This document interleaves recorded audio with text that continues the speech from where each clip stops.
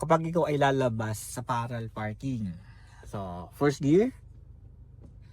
So ito, kung may space naman dyan, nakikita mo pa yung gulong ng sasakyan nasa unahan natin, so pwede muna siyang i-full turn ng kanan.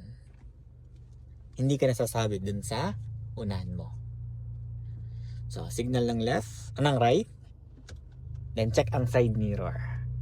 Kapag wala, papatakbuhin mo na. Ito, pag manual transmission ang iyong dala, huwag ka muna magagas. Mapa mo manual or matic. Kung manual, clutch lang ang ayong gagawin. Kapag naman matic, release lang ang brake, natakbo na ng kusa. Okay, tara. Check yung review mirror, head check ng right.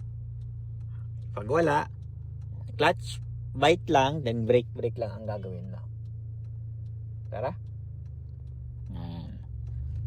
Tapos babalik mo manubela. Okay, balik pa. Wag mong tatanggalin muna si clutch. Ganyan lang. Kasi pag tinanggal mo si clutch, bibilis yan. Doon tayo. Sundan mo yung blue.